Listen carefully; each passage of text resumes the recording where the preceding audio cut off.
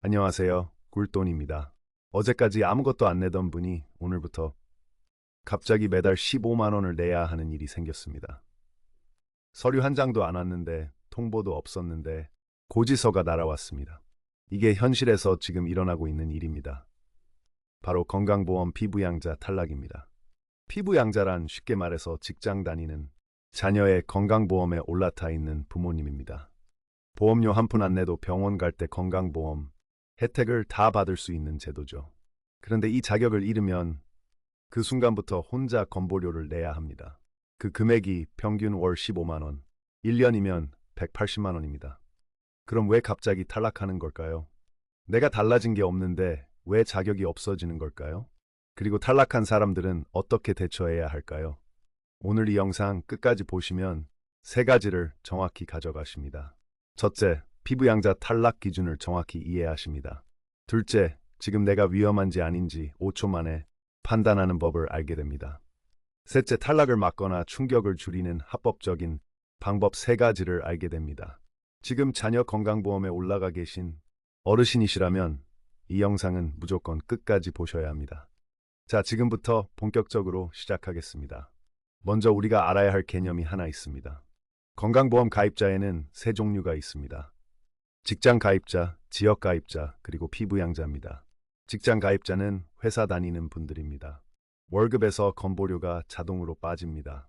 지역 가입자는 자영업자, 프리랜서, 그리고 은퇴하신 분들입니다.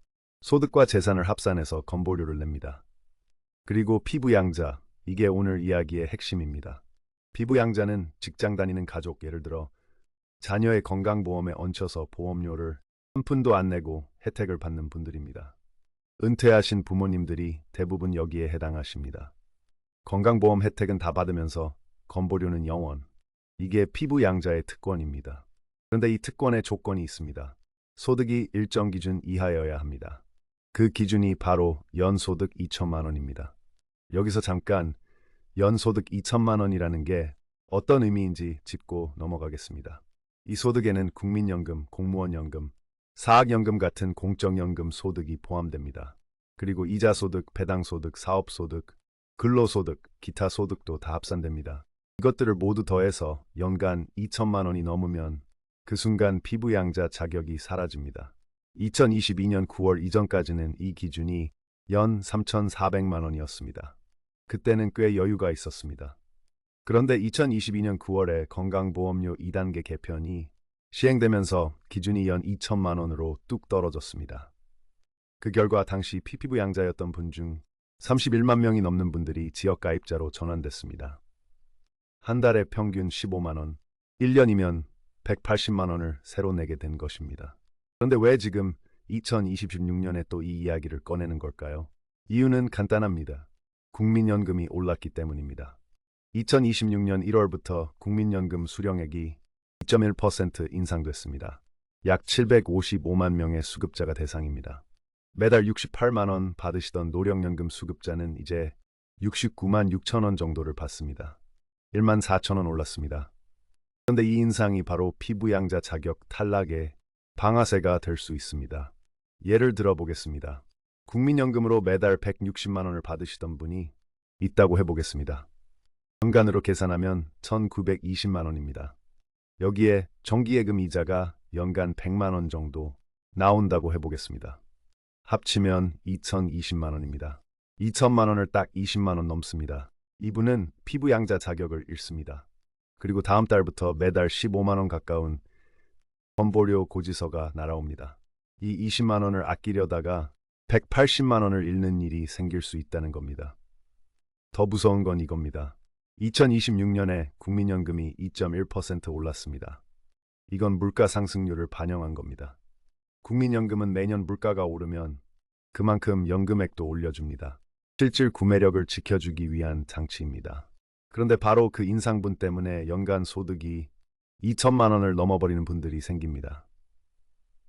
작년까지는 1,990만 원으로 피부양자였던 분이 올해 연금이 2.1% 오르면서 2,030만 원이 됩니다. 피부양자 탈락입니다. 연금을 올려줬는데 건보료로 더 많이 빠져나가는 역설적인 상황이 벌어지는 겁니다. 그렇다면 지금 이 순간 나는 안전한 걸까요? 아니면 올해 탈락 대상일까요? 간단하게 확인하는 방법이 있습니다. 지금 받고 있는 공적연금, 국민연금, 공무원연금 등의 연간 수령액을 계산해 보십시오. 거기에 이자 소득, 배당 소득이 있다면 그것도 더해 보십시오. 합산액이 2천만 원에 가깝다면 지금 당장 확인이 필요합니다. 국민건강보험공단 앱 이름이 즉 건강보험입니다. 이 앱에서 피부양자 자격 진단을 해보시면 됩니다. 스마트폰으로 5분이면 됩니다. 모르고 있다가 고지서 받고 나서 놀라시면 이미 늦습니다. 이제 피부양자 탈락이 왜 생기는지는 이해하셨습니다. 근데 탈락해서 지역가입자가 됐을 때 도대체 건보료가 어떻게 계산되는 건지 아직 모르시는 분이 많습니다. 소득만 보는 게 아니라고 했죠. 집도 봅니다. 땅도 봅니다. 심지어 얼마 전까지는 자동차까지 봤습니다. 이게 어떻게 돌아가는 건지 지금부터 하나씩 파헤쳐 드리겠습니다.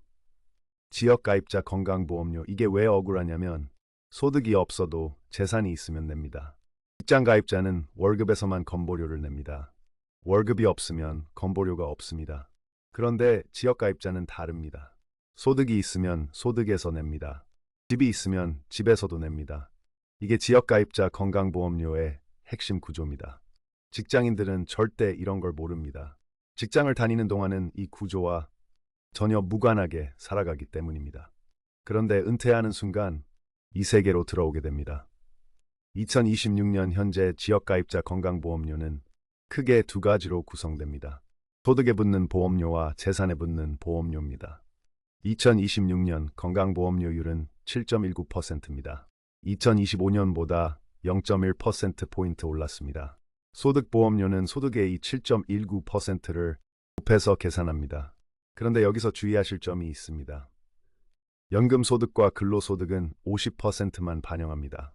이자소득, 배당소득, 사업소득, 기타 소득은 100% 반영됩니다. 예를 들어 국민연금으로 연 1,200만 원을 받는다면 건보료 계산에는 600만 원만 소득으로 보는 겁니다. 이 차이를 아는 것만으로도 계획을 다르게 세울 수 있습니다. 재산보험료는 어떻게 계산할까요? 집이나 땅 같은 재산에는 재산세 과세 표준이라는 게 있습니다. 쉽게 말해 국가에서 정한 재산의 공식 기준 가격입니다. 실제 시세보다 낮습니다. 과세 표준에서 기본 공제를 빼고 나머지의 점수를 매깁니다. 그리고 그 점수의 단가를 곱해서 재산보험료가 나옵니다. 2024년부터 이 기본 공제가 5천만 원에서 1억 원으로 확대됐습니다. 그래서 재산세 과세 표준이 1억 원 이하이신 분들은 재산보험료가 0원이 될 수 있습니다. 이 사실을 아십니까? 모르시는 분이 굉장히 많습니다. 예를 들어 보겠습니다. 시가 3억 원짜리 아파트가 있다고 해보겠습니다. 공시가격은 보통 시가의 70% 수준이니까 약 2억 2천만 원입니다. 재산세 과세 표준은 공시가격의 공정시장 가액 비율을 곱해서 나옵니다. 주택의 경우 60% 수준으로 보면 약 1억 2,600만 원 정도가 과세 표준이 됩니다. 여기서 기본 공제 1억 원을 빼면 2,600만 원이 남습니다. 이 2,600만 원을 기준으로 재산보험료 점수를 매기고 거기에 부가점수당 금액을 곱해서 재산보험료가 계산됩니다. 그런데 만약 과세 표준이 1억 원 이하라면요. 기본 공제를 빼고 나면 0이 됩니다. 재산보험료 0원. 이게 지금 어떤 분들에게는 가능한 이야기입니다. 그러면 집 두 채 있는 분들은 어떻게 될까요? 두 채의 재산세 과세 표준이 합산됩니다. 합산 금액에서 기본 공제 1억 원을 빼고 계산합니다. 자연스럽게 재산보험료가 더 많이 나옵니다. 그리고 재산세 과세 표준 합산액이 5억 4천만 원을 넘으면 어떻게 될까요? 피부양자 자격도 잃습니다. 설령 소득이 기준 이하여도 재산이 너무 많으면 피부양자가 될 수 없습니다. 재산세 과표가 5억 4천만 원을 초과하고 9억 원 이하인 경우에는 연소득이 1,000만 원을 넘지 않아야 피부양자 자격을 유지할 수 있습니다.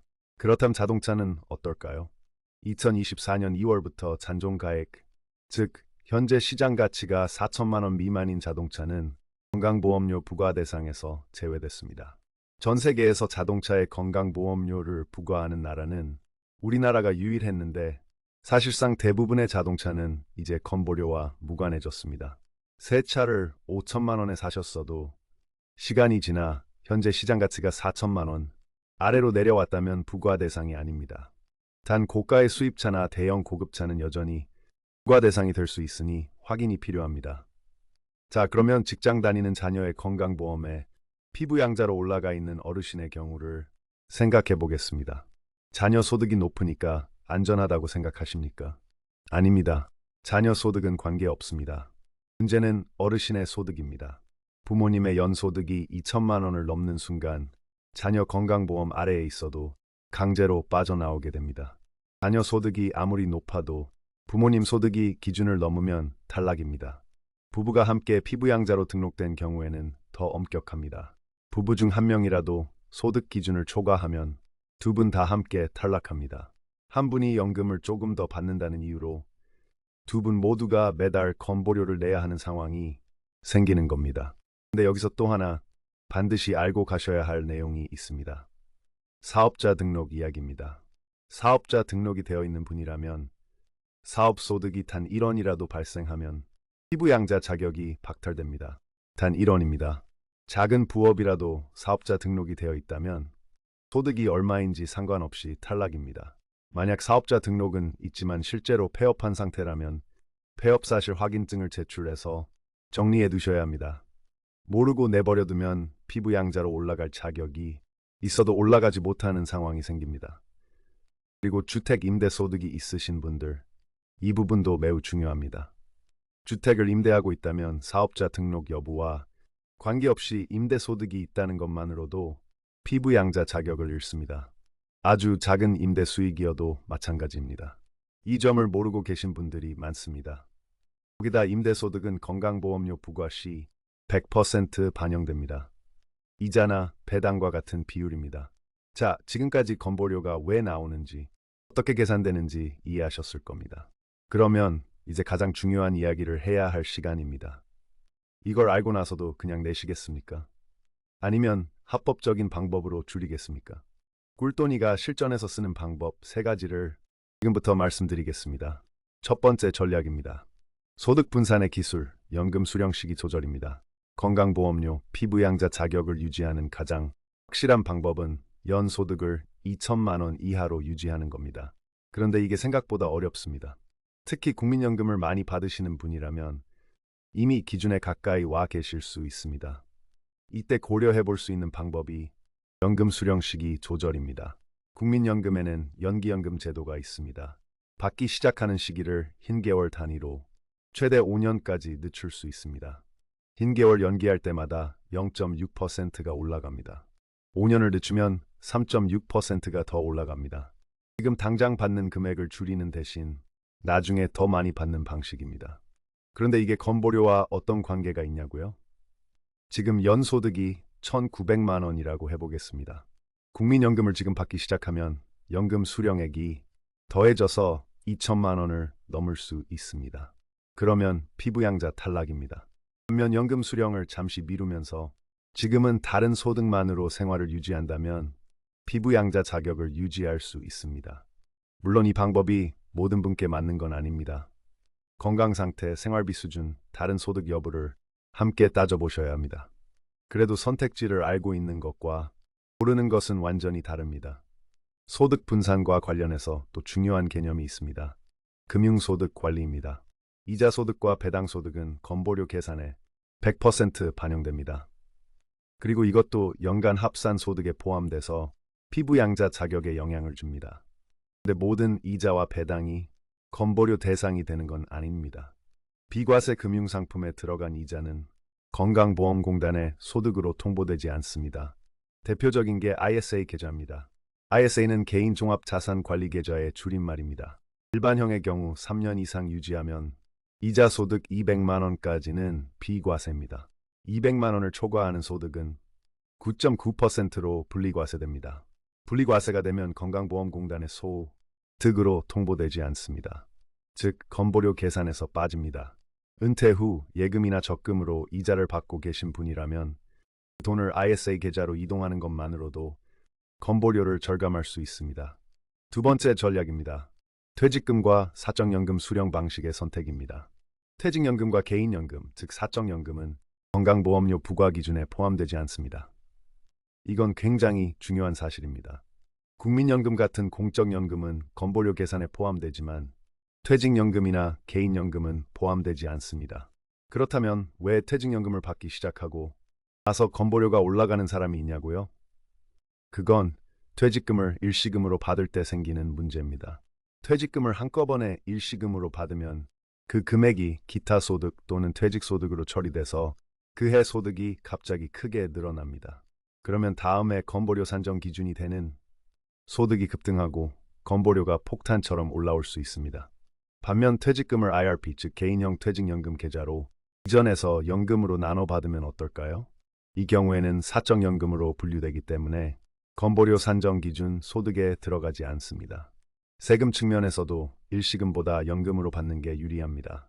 은퇴를 앞두고 계신 분이라면 퇴직금을 어떻게 받을지 반드시 미리 설계해 두셔야 합니다. 세 번째 전략입니다. 재산관리와 주택연금 활용입니다. 집이 있으신 분들, 특히 지역가입자가 된 분들은 재산보험료를 줄이는 방법을 고민해야 합니다. 가장 강력한 방법 중 하나가 주택연금입니다. 주택연금은 본인이 살고 있는 집을 담보로 맡기고 매달 일정 금액을 연금처럼 받는 제도입니다. 한국주택금융공사가 운영합니다. 집에 계속 살면서 매달 돈을 받을 수 있습니다. 그런데 이게 건보료와 어떤 관계가 있을까요? 주택연금에 가입하면 어떤 일이 일어나는지 설명드리겠습니다. 주택연금으로 받는 돈은 대출의 형태로 지급됩니다. 대출이기 때문에 소득으로 잡히지 않습니다. 건보료 계산에 소득으로 반영되지 않는 겁니다. 그러면 재산보험료는 어떨까요? 집을 주택연금에 담보로 맡기면 이 집은 여전히 내 명의이지만 재산세 과세 표준이 변동될 수 있는 상황이 생깁니다. 일부 경우에는 재산보험료 부담이 줄어드는 효과가 있을 수 있습니다. 다만 이 부분은 개인 상황에 따라 다르기 때문에 주택금융공사나 건강보험공단에 사전에 정확히 문의하고 설계하시는 게 좋습니다. 주택연금의 또 다른 장점은 오래 살수록 유리하다는 점입니다. 내가 오래 살아서 받는 총액이 집값을 넘어도 추가로 달라고 하지 않습니다. 반대로 일찍 돌아가시면 남은 집값에서 정산하고 자녀에게 돌려줍니다. 그리고 주택연금은 배우자 사후에도 지속됩니다. 부부 중 한 분이 돌아가셔도 살아계신 배우자는 같은 금액을 계속 받을 수 있습니다. 노후 생활 안정과 건보료 절감을 동시에 생각하신다면 주택연금은 반드시 검토해 보셔야 할 선택지입니다. 이제 한 가지 더 말씀드리겠습니다. 지역가입자로 전환될 때 적용되는 한시적 경감제도입니다. 2022년 9월 이후 피부양자였다가 소득 기준을 초과해서 지역가입자로 전환된 분들은 한시적으로 보험료를 경감받습니다. 1년 차에는 80%, 2년 차에는 60%, 3년 차에는 40%, 4년 차에는 20%를 경감해 줍니다. 이 경감제도는 2026년 8월까지 운영됩니다. 이 기간 안에 전환된 분들은 당장 전체 금액을 내지 않아도 됩니다. 단계적으로 부담이 늘어나는 구조입니다. 물론 경감이 끝나면 전액을 내야 합니다. 그 전에 대비책을 세워두시는 게 중요합니다. 지금까지 전달드린 내용을 한번 정리해 보겠습니다. 국민연금 수령액이 올라서 연소득 2천만 원 기준을 넘으면 피부양자 자격이 박탈됩니다. 피부양자가 탈락하면 지역가입자로 전환돼서 소득뿐 아니라 재산에도 건보료가 붙습니다. 재산보험료는 기본공제 1억 원이 있어서 재산세 과세 표준이 1억 원 이하라면 0원이 될 수 있습니다. 자동차 건보료는 잔존가액 4천만 원 미만이면 부과되지 않습니다. 사적연금, 즉 퇴직연금과 개인연금은 건보료 산정 소득에 포함되지 않습니다. 퇴직금은 일시금보다 연금으로 나눠 받으면 건보료 충격을 줄일 수 있습니다. ISA 계좌와 같은 비과세 금융상품을 활용하면 이자 소득이 건보료에 반영되지 않습니다. 주택연금에 가입하면 매달 받는 돈이 대출 형태라 소득으로 잡히지 않아 건보료 부담이 줄어들 수 있습니다. 마지막으로 한 가지 강조하겠습니다. 오늘 이 영상에서 나온 내용 중 본인과 관련된 부분이 있으시면 지금 당장 국민건강보험공단 앱 건강보험을 다운받으셔서 피부양자 자격 진단을 해보십시오. 그리고 지역가입자로 전환된 분이라면 보험료, 모의계산 기능을 이용해서 내 상황에서 건보료가 얼마나 나오는지 직접 확인해 보십시오. 모르는 것이 약이 아닙니다. 노후 자산을 지키는 첫 번째 방법은 내 상황을 정확히 아는 것입니다. 꿀돈이는 여러분의 노후가 꿀처럼 달콤해지는 그날까지 이 길을 함께 걷겠습니다. 오늘 내용이 도움되셨다면 구독과 좋아요 꾹 눌러주시고요. 여러분의 관심이 꿀돈이에게 큰 힘이 됩니다. 당신의 노후가 꿀처럼 달콤해지는 그날까지 꿀돈이가 끝까지 함께하겠습니다. 긴 영상 시청해주셔서 감사합니다. 모두 건강하고 부유하십시오.